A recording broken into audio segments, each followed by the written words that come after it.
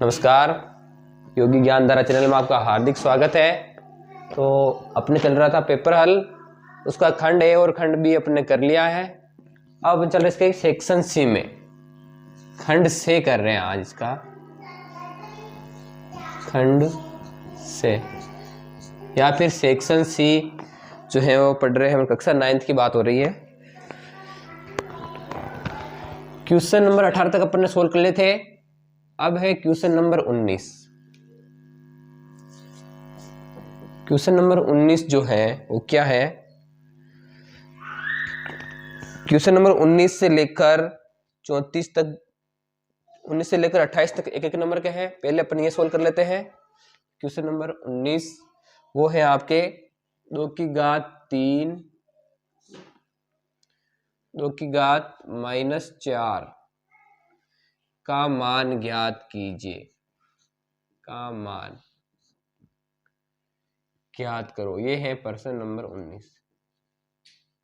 एक नंबर में पूछ रखा है 2 की घात 3 बटा 2 की घात -4 का मान क्या होगा। तो चलो अभी सोल्व करते हैं। 2 की घात 3 ऊपर वाले ऐसे रखते हैं अपन, एक बार पूरे लिख लेते हैं ऐसे। 2 की घात 3 माइनस बटा 2 की घात -4। अब घात वाले प्रश्न को शुरू करने से पहले जब बटा हटाएंगे, क्या हटाएंगे? ये जो बटा है इसको हटाएंगे। जब बटा हटाएंगे तो ऊपर वाली तो ऐसी रहेगी, 2 की घात 3 तो ऐसे ही रहेगा। बट्टा हटाते तो क्या आता है? गुणा आता है। और ये जो 2 की घात -4 है इसको ऊपर ले जाएंगे तो ये क्या जाएगी? 2 की घात +4 हो जाएगी। क्या जाएगी? घात माइनस में है तो जब इसको बटा हटाएंगे तो गुणा आएगा, और ये घात ऊपर जाएगी तो किसको जाएगी? प्लस की हो जाएगी। किसकी जाएगी?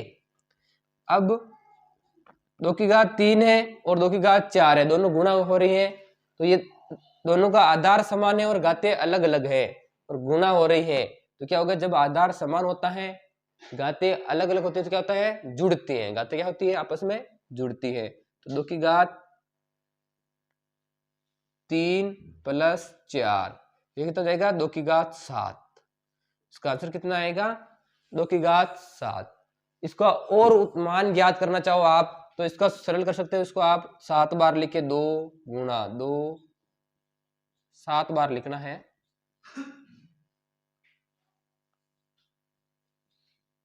ऐसे आप 7 बार लिख लो इसको। 1 2 3 4 5 6 7 बार लिख लिया। तो अब इसका आप मान निकाल सकते हो। 2 दूनी 4, 4 दूनी 8, 8 दूनी 16, 16 दूनी 32, 32 दूनी 64 और 64 दूनी 128। तो इसका उत्तर कितना जाएगा? 2 की घात 7 का मान कितना आएगा? 128 इसका आंसर आ जाएगा। या फिर आप इसको यहां तक ही छोड़ सकते हो, तब भी आपका उत्तर सही रहेगा। ये था क्वेश्चन नंबर 19 था। अब अपन चलते हैं क्वेश्चन नंबर 20 में। किसमें चलते हैं? Question number 20। क्वेश्चन नंबर 20 जो है वो है शून्य ज्ञात करना है अपने को। बहुपद दे रखा है और इजी सा प्रश्न है कि इसका शून्य ज्ञात करो। क्वेश्चन नंबर 20, बहुपद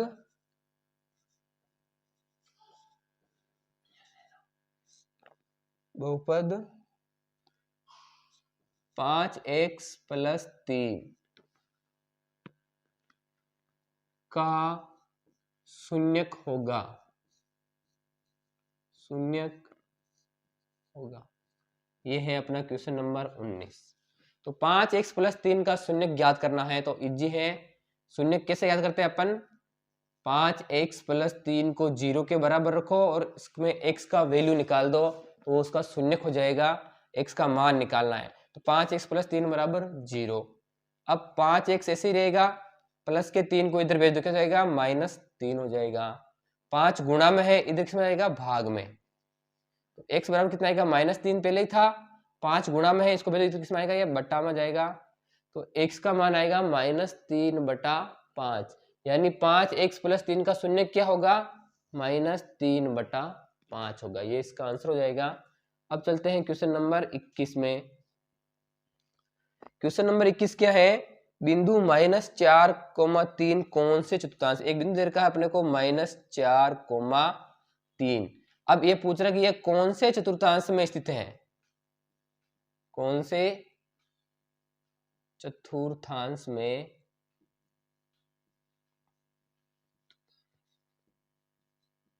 स्थित है, ये अपने से पूछ रहा है। तो ये कौन से चतुर्थांश में, ऐसा प्रश्न आगे भी आ रखा है, खंड देख के अंदर आ रहा है ना, सेक्शन सी डी में आ रहा है शायद।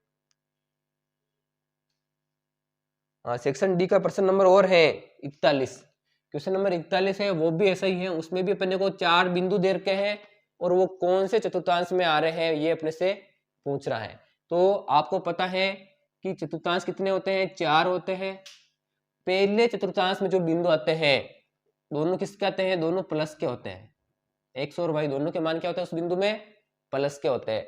दूसरे चतुर्थांश में क्या होता है, एक्स का मान माइनस का होता है और वाई का मान किसका होता है, प्लस का होता है।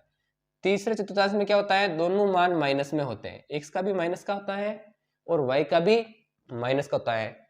और चौथे चतुर्थांश में क्या होता है, एक्स का मान तो प्लस का होता है, वाई का मान किसका होता है, माइनस का होता है। तो ये जो बिंदु आ रहा है -4,3, ये कौन से चतुर्थांश में, देखो उधर एक्स का मान माइनस में है और वाई का मान क्या है, प्लस में है।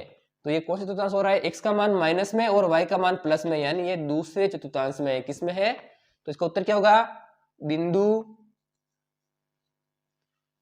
-4,3 दूसरे चतुर्थांश में स्थित है, दूसरे चतुर्थांश में स्थित है। 4,3 किस में है, दूसरे चतुर्थांश में स्थित है, ये इसका आंसर हो जाएगा। ठीक है, question number 22,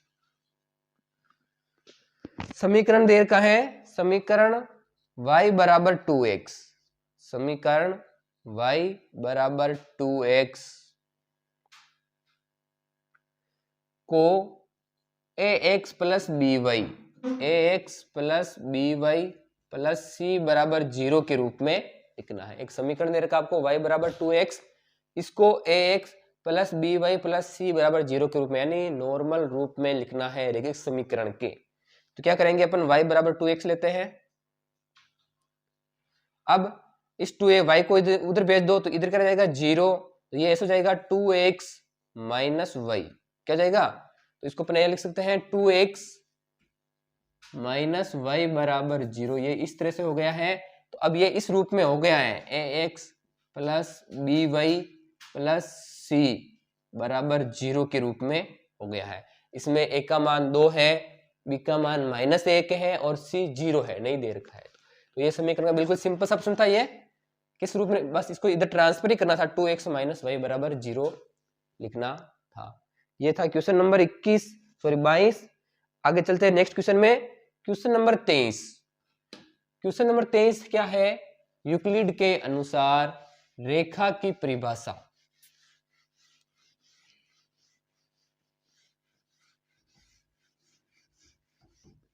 question number 23, question number 23 है कि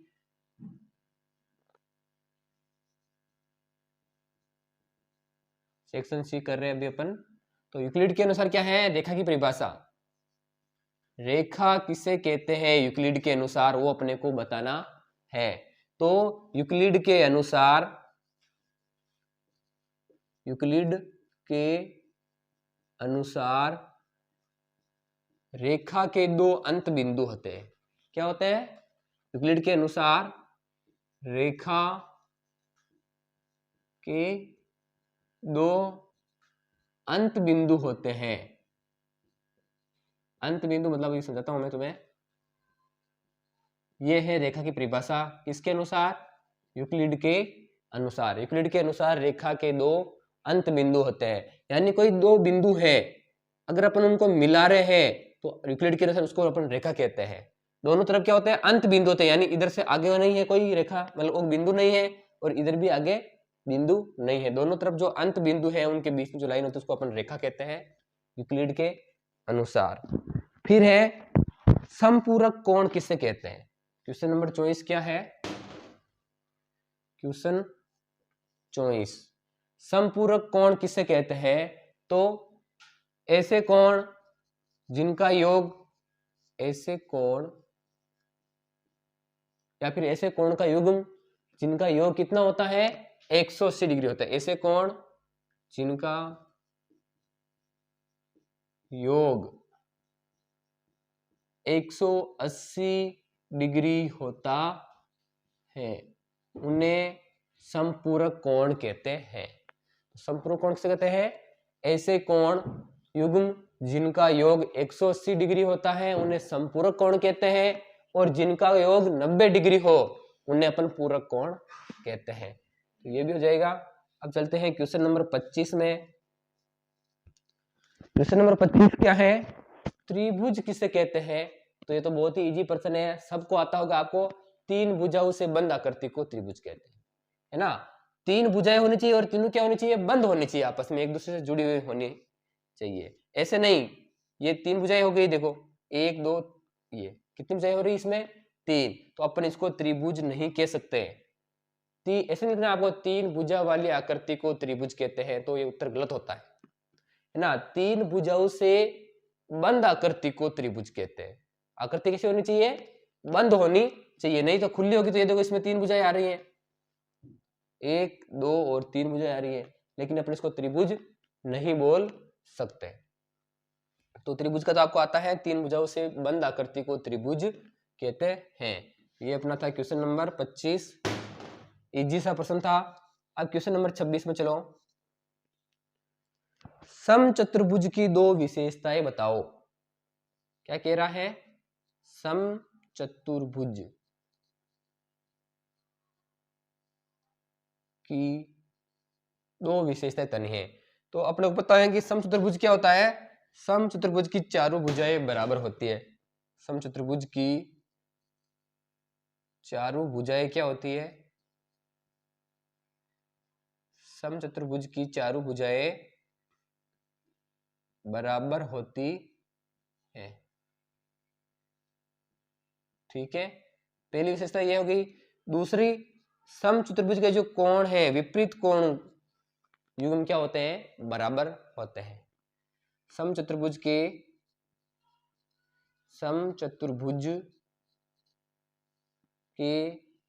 विपरीत कोण युग्म बराबर होते हैं। विपरीत कोण युग्म बराबर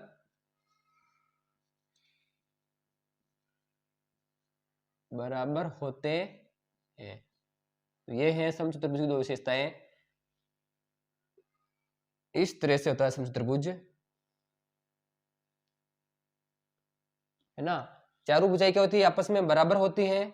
ABCD एक समचतुर्भुज है। चारों भुजाएं क्या होगी? आपस में बराबर होती हैं।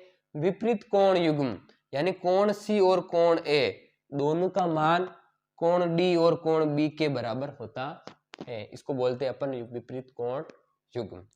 ये था समचतुर्भुज की विशेषताएं। अब चलते हैं पिरामिड किसे कहते हैं। आगे वाला प्रश्न क्या है? पिरामिड। Question number 27 pyramid. चलो तो पिरामिड के बारे में पढ़ लेते हैं। पिरामिड मुझे लगता है आपके सिलेबस में नहीं है, अभी आउट ऑफ सिलेबस दे रखा है आपको, तो इसको पढ़ लो एक बार। क्वेश्चन नंबर 27 पिरामिड किसको कहते हैं? पिरामिड एक 3D आकृति होती है। कैसी आकृति होती है? पिरामिड त्रिविमीय आकृति, जैसे बेलन, घन, घनाभ, शंकु होते हैं, वैसे ही पिरामिड भी क्या होती है? 3D आकृति होती है पिरामिड। आप इसके अंदर क्या लिख सकते हैं? पिरामिड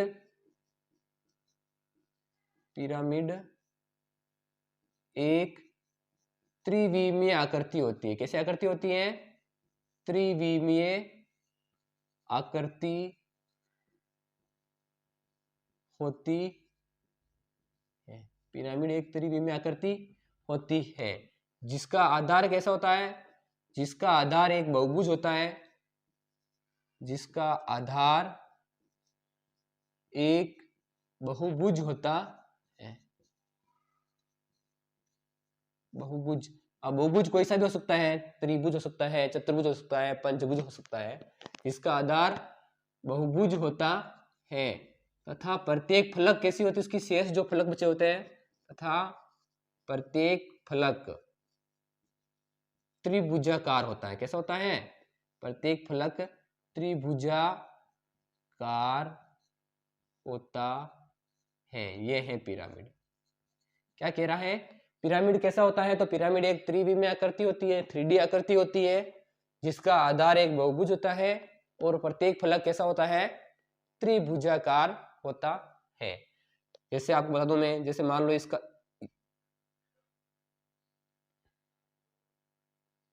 ये क्या है, एक पंचभुज है ना, थोड़ा सही नहीं बना, ऐसे बना लेते हैं। ये एक पंचभुज है। अब इस पर अपन पिरामिड बनाए, यहां से मिला लो, इसका ये फलक है, मैं मिला रहा हूं, देखो इनको, ये इस खामने वाला फलक है, इधर वाले फलक को भी अपन ले सकते हैं अंदर मिला के। तो ये जो इसके प्रत्येक फलक होते हैं, इधर वाला, एक बार मैं खोल के बता रहा हूँ, इधर वाले से इस फलक को, ये है ना, इधर वाला फलक, ये इधर वाला फलक, ये और इधर वाला फलक, ये दोनों ही रहे, इन सब फलक को मिलाएं आपस में तो ये एक पिरामिड आकृति बनती है। ऊपर से ये कैसा होता है, सभी त्रिभुज एक बिंदु पर आकर मिलते हैं। क्या होते हैं, सभी त्रिभुज इसके एक बिंदु पर आकर मिलते हैं, अलग अलग से ऐसे, तो उसको अपन क्या बोलते हैं, पिरामिड बोलते हैं। और जो शेष फलक, ये जो इसका आधार है, इसको बोलते हैं, ये एक बहुभुज होता है, ये चतुर्भुज भी हो सकता है, पंचभुज हो सकता है, षटभुज हो सकता है। और आपस में ये जो फलक है सारे ऐसे मिल जाते हैं, और जब ये मिलेंगे तो एक ऐसा शीर्ष बनाते हैं। तो पिरामिड किसको कहते हैं अपन, एक त्रिविमीय आकृति होती है, जिसका आधार क्या होता है, बहुभुज होता है, और प्रत्येक फलक क्या होता है, त्रिभुजाकार होता है। अब चलते हैं अपन क्वेश्चन नंबर 28 में। क्वेश्चन नंबर 28 क्या है अपना, नीचे दिए गए चित्र में ओ केंद्र वाला एक वृत्त है तथा पी क्यू वृत्त पर बिंदु ए पर स्पर्श रेखा है। आपको एक ओ केंद्र वाला वृत्त दे रखा है। क्या दे रखा है चित्र में, ओ केंद्र वाला वृत्त दे रखा है। ये वृत्त है, इसका केंद्र क्या है, ओ है, ठीक है। फिर इस पर एक स्पर्श रेखा दे रखी है पी क्यू, ये पी क्यू है, ये स्पर्श रेखा है। और अब आपसे पूछ रहा है, यहाँ पर जहां स्पर्श कर रही है उस बिंदु का नाम क्या है, ए। क्या नाम है, ए। तो आपसे पूछ रहा है कोण ओ ए क्यू, ओ ए क्यू, यानी ये वाला कोण कितना होगा, ये अपने से पूछ रहा है। कोण ओ ए क्यू कितना होगा, ये अपने से पूछ रहा है।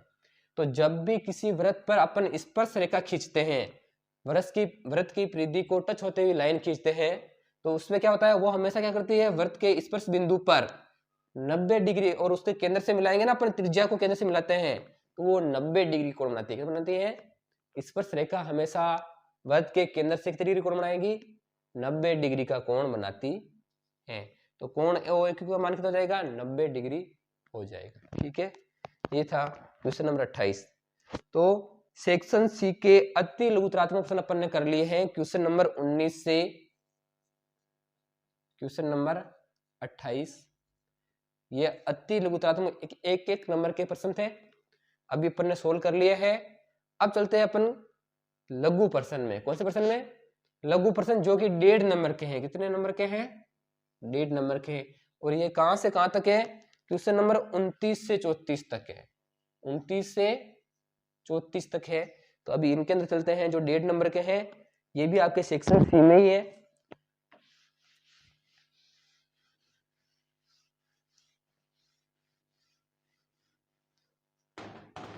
क्वेश्चन नंबर 29, क्वेश्चन नंबर 29 क्या है, क्वेश्चन नंबर 29 सरल करने वाला है, लिखा हुआ है सरल करो। अब सरल किसको करना है, तो रूट में संख्याएं दे रखी है आपको, root 32 plus root 48, root 32 plus root 48 बटा रूट 8 प्लस रूट 12, ये आपको देखिए, इसको अपने को सरल करना है। तो ये कर लेते हैं अभी अपन, एक बार रूट 32 प्लस रूट 48 ऐसे ही लिख दो, रूट 8 प्लस रूट 12, ठीक है। अब अपन इसको सरल करते हैं। रूट 32 को अपन क्या लिख सकते हैं, 16 इंटू 2, क्या लिख सकते हैं, 16 इंटू 2 क्या होता है, 32 होता है, प्लस रूट 48 को अपन क्या लिख सकते हैं, 16 इंटू 3 लिख सकते हैं। क्या लिख सकते हैं, 16 इंटू 3, ये लिख सकते हैं। फिर रूट 8 को अपन क्या लिख सकते हैं 4 इंटू 2, कितना होता है 8, रूट 4 इंटू 2। और रूट 12 को क्या लिख सकते हैं अपन 4 इंटू 3, 4 इंटू 3। अब देखो रूट 16 किसका वर्ग होता है 4 का होता है, 16 किसका वर्ग होता है 4 का। तो यहाँ से 16 बार आ जाएगा, मतलब 16 को सरल करेंगे तो यहाँ इसके बार कितना आएगा 4 आएगा। कितना आएगा, क्योंकि 2 किसी का वर्ग नहीं होता है तो ये रूट के अंदर ही रहेगा। जिसका वर्ग होता है वो बाहर आ जाएगा। 16 का वर्ग होता है 4, तो 4 आ गया 4 के रूप में बाहर। 2 वर्ग किसी का नहीं होता है तो ये अंदर ही रह गया। सेम इसी तरह इधर 16 है तो 16 से तो 4 बाहर आ जाएगा, और रूट 3 किसी का वर्ग नहीं होता तो ये 3 अंदर, तो ये 4 रूट 2 प्लस 4 रूट 3 हो गया। इसको अपन ने सरल किया तो इधर रूट में 4 जो है 4 किसका वर्ग होता है 2 का, तो यहाँ 4 से तो 2 बाहर आ जाएगा, और 2 किसी का वर्ग नहीं होता तो ये रूट के अंदर ही रहेगा। इधर 4 से 2 बाहर आ जाएगा, और 3 किसी का वर्ग नहीं होता है तो ये रूट के अंदर ही रहेगा। तो ये हो जाएगा 2 रूट 2 और ये हो जाएगा 2 रूट 3। अब देखो ऊपर वाली संख्या में से क्या कॉमन आ रहा है, ऊपर से 4 कॉमन आ रहा है। कितना कॉमन आ रहा है 4। 4 को बाहर निकालेंगे तो अंदर क्या बचेगा, यहाँ से रूट 2 प्लस इधर से क्या बचेगा रूट 3। यहाँ 2 कॉमन आ रहा है दोनों में, 2 को बाहर निकाल देंगे तो यहाँ से क्या बचेगा रूट 2, और यहाँ से बचेगा रूट 3, ये बचेगा। अब root 2 plus root 3, root 2 plus root 3, तो ये कोष्टक इस कोष्टक से कैंसिल हो जाएगा, और 2 से 4 कैंसिल हो रहा है कितनी बार 2 बार, तो इसका आंसर कितना आएगा 2 आएगा। समझ में आ गया होगा आपको।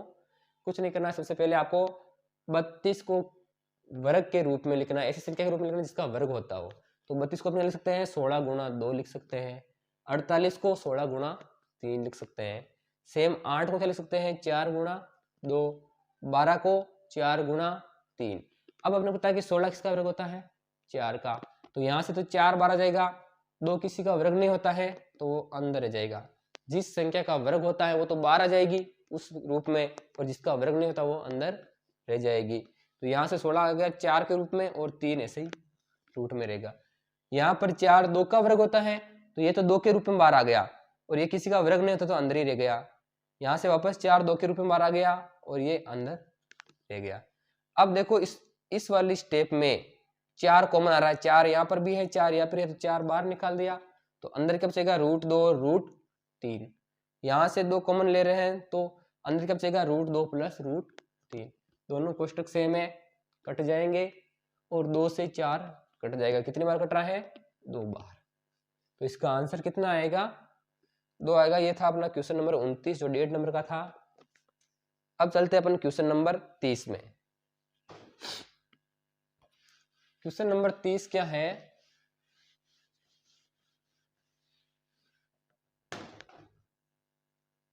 संख्याओं,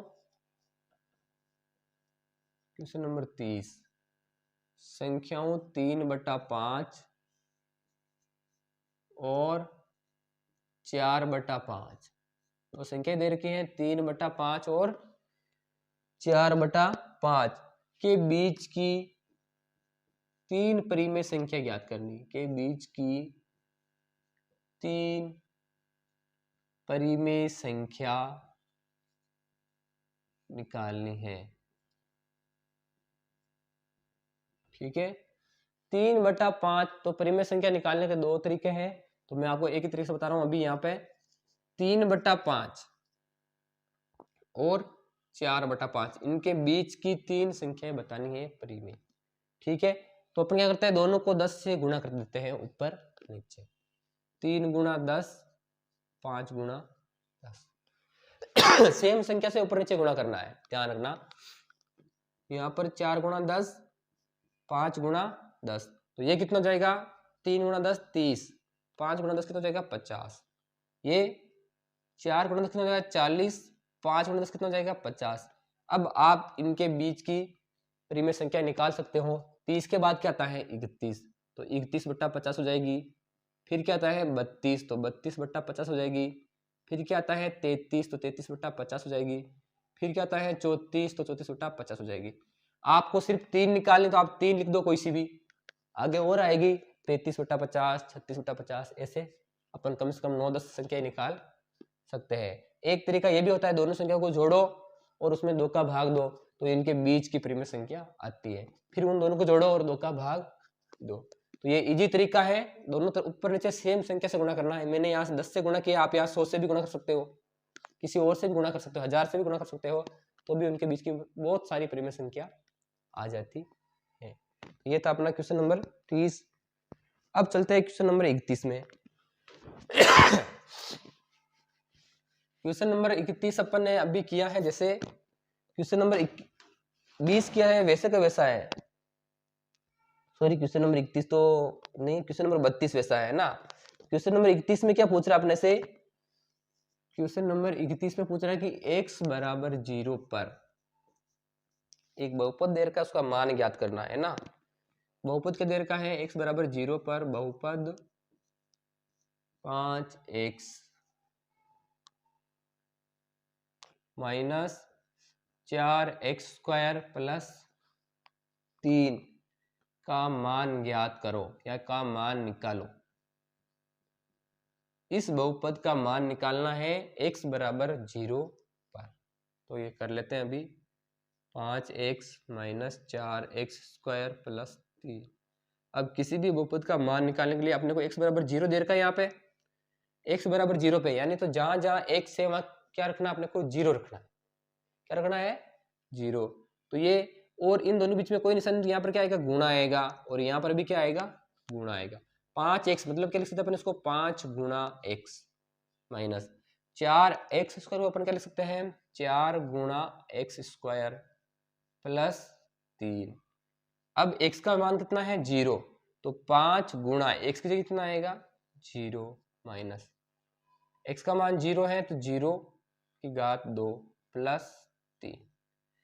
5 गुणा 0 कितना होगा, 0, 5 को 0 से गुणा करेंगे कितना आएगा, 0 आएगा। 4 गुणा 0 का स्क्वायर कितना होता है, 0 प्लस 3।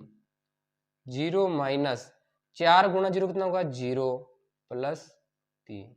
0 माइनस 0 कितना हो जाएगा, 0 प्लस 3, और 0 प्लस 3 कितना होगा, 3 होगा। तो इसका उत्तर कितना जाएगा, 3 आ जाएगा। x बराबर 0 पर इस बहुपद का मान कितना आएगा, 3 आएगा। तो ये भी इजी प्रश्न था। अब चलते हैं अपन क्वेश्चन नंबर 32 पे। क्वेश्चन नंबर 32 क्वेश्चन नंबर 20 की तरह है, जैसा कि मैंने आपको बताया अभी। क्वेश्चन नंबर 32 क्या है, एक px देर का उसका शून्यक निकालना है। px का देर का अपने को 5x प्लस 6 देर का, 5x प्लस 6 देर का है, इसका शून्यक निकालना है। तो शून्यक निकालना आपको मैंने अभी बताया था कि सबसे पहले क्या करते हैं अपन, इसको 0 के बराबर रखते हैं। क्या करते हैं, px को क्या करते हैं, 0 के बराबर रखते हैं। तो px बराबर 0, 5x प्लस 6 इक्वल क्या हो जाएगा, 0 हो जाएगा। अब अपन x को अकेला कर लेंगे तो उसका शून्यक आ जाएगा।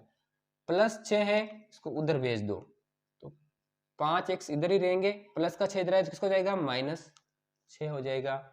अब 5 गुणा में है, इधर जाएंगे तो किस में आएंगे, भाग में आ जाएंगे, तो माइनस 6/5। इसका शून्य कितना होगा, माइनस 6/5 होगा। ये था अपना क्वेश्चन नंबर 32। अब चलते हैं क्वेश्चन नंबर 33 में। तो आपको समझ में आ रहा होगा, समझ में आ रहा तो आप वीडियो को लाइक करिए, शेयर करिए, और अपने दोस्तों के साथ भी भेजिए जो 9th क्लास में पढ़ रहे हैं, और उनके साथ भी आप इनको शेयर कर सकते हैं ताकि वो भी इसका फायदा ले सके। क्वेश्चन नंबर 33, क्वेश्चन नंबर 33 क्या है, एक समीकरण दे रखा आपको, समीकरण x बराबर 4y। क्या दे रखा है, x बराबर 4y के कोई दो हल निकालो। कि कोई प्रश्नावली में, अपने किताब के अंदर जो प्रश्नावली उसमें 4-4 हल निकालने थे, यहाँ पर आपको 2 हल ही पूछ रहा है, कोई 2 हल निकालो। तो ऐसे समीकरण के अपन अनेक हल निकाल सकते हैं। 2 क्या अनेक निकाल सकते हैं, बिल्कुल सिंपल सा समीकरण है, x बराबर 4y, इसके आप अनेक हल निकाल सकते हैं। अपने को 2 निकालने हैं, तो अपने क्या करते हैं, y की वैल्यू रखते जाएंगे, तो x का मान अपने पास आता जाएगा। सबसे पहले अपन y का मान 0 रख सकते हैं। तो अब क्या करेंगे, समीकरण में y की जगह क्या रखेंगे अपन 0। तो x का मान कितना आएगा, देखो x बराबर 4 गुणा y, यही है समीकरण। तो x बराबर 4 गुणा y का मान 0 रख रहे हैं, तो 4 गुणा 0, तो x का 4 गुणा 0 कितना होगा 0। यानी जब आपने y का मान 0 रखा तो x का मान भी कितना आया है 0। इसका पहला हल क्या आएगा 0,0, क्या आएगा 0,0। फिर आपको दूसरा हल निकालना हो तो आप y बराबर 1 रख दो, तो दूसरा हल आ जाएगा x बराबर 4 गुणा 1, x बराबर 4 गुणा 1 कितना होगा 4, है ना, यही होगा। तो जब आपने y का मान 1 रखा तो x का मान कितना आया है 4। जब भी आप कोष्टक में हल लिखो पहले x का लिखना है, बाद में y का मान लिखना है। x का मान कितना है 4, y का मान कितना है 1, तो ये इसका दूसरा हल हो जाएगा। आपको इसके 4 हल, आगे वाले हल और पूछता कि 3 हल निकालो 4 हल निकालो, तो अगली बार आप y बराबर 2 रख दो तो इसका तीसरा हल आ जाएगा। फिर आप y बराबर 3 रख दो तो इसका चौथा हल आ जाएगा। आप y के मान रखते जाओ, इसके आगे और हल होते निकलते जाएंगे। तो अपने को 2 ही निकालने थे, तो ये अपना उत्तर यहाँ तक पूरा हो गया। जरूर नहीं आप y बराबर 0 से स्टार्ट करो, आप y बराबर कोई सा भी मान रख के स्टार्ट कर सकते हैं। प्लस में रख सकते हैं, आप माइनस में रख सकते हैं, जैसी आपकी इच्छा हो। 0 से आपको सूटेबल सही रहता है बिल्कुल, तो इजी भी रहता है। तो ये है। अब चलते हैं अपन क्वेश्चन नंबर 34 में। क्वेश्चन नंबर 34 जो है वो क्या है, x बराबर 3y, एक समीकरण फिर दे रखा है आपको, x बराबर 3y को क्या करना है ax plus by plus c बराबर 0 के रूप में लिखना है, और abc के मान भी ज्ञात, इसको 0 के रूप में लिखना है, और बाद में आपको a b और c के मान भी ज्ञात करने हैं। तो ऐसा प्रश्न भी अपन ने किया है। x बराबर 3y को अपन क्या करना है ax plus by plus c बराबर 0 के रूप में लिखना है, यानी इसके मूल समीकरण में लिखना है। तो x इधर है ही, x बराबर 3y प्लस के 3y है इधर, इसको इधर ले आओ तो x माइनस 3y बराबर 0, ये हो जाएगा। अब इसको अपन और सरल नहीं कर सकते, तो ये ax plus by plus c बराबर 0 के रूप में हो गया। अब अपने को abc के मान याद करने हैं, तो इसकी तुलना इससे करने पर, है ना, ax प्लस by c बराबर 0 की तुलना x माइनस 3y बराबर 0 से करने पर आप देखो तो a का मान कितना आ रहा है, a का आ रहा है x के आगे आ रहा है, यानी x का गुणांक क्या होता है a होता है। तो इसमें x के आगे क्या आ रहा है, x के आगे आपको कुछ नहीं दिख रहा है, तो वहां कितना होता है 1 होता है। जब भी आपको कुछ नहीं दिख रहा वो वहां 1 होता है। ध्यान रखना, कुछ बच्चे गलती करते हैं 0 लिख लेते हैं, 0 नहीं होता है। x का अगर कुछ भी नहीं दे रहा है इसका मतलब वहां 1 है। कितना है इसका गुणांक 1 है, क्योंकि x को अपन किससे गुणा करेंगे तो 1 आएगा, x आएगा। x को अपन 1 से गुणा करेंगे तभी तो x आएगा, यानी इसका गुणांक कितना है 1 है। तो यहाँ पर a का मान कितना होगा 1। फिर अपने b का मान, तो b का मान क्या होता है y के आगे, या फिर y का गुणांक b होता है। तो इसमें y का गुणांक कितना है 3 है, और आगे माइनस आ रहा तो माइनस भी लिखना है। तो b का मान कितना होगा -3 होगा। फिर c का मान जो होता है वो x और y प्लस आगे जो अचर संख्या होती है वो होता है। अचर संख्या जो होती है, अचर संख्या इसमें कोई दे ही नहीं रखी अपने को। जैसे मान लो ये ऐसे होता तब तो इसमें a का मान 2 हो जाता, b का मान 3 हो जाता, और c का मान क्या जाता है 1 हो जाता है। ये जो अचर संख्या है वो होती, अपने को इसमें c का मान दे ही नहीं रखा, तो c का मान कितना होता है जब दे ही नहीं रखा तो 0 होगा। कितना होगा 0। तो इस प्रश्न में a का मान 1, b का मान -3 और c का मान कितना होगा 0। ये था अपना section C. Section C complete हो गया है। उम्मीद करता हूं आपको समझ में आ गया है होगा।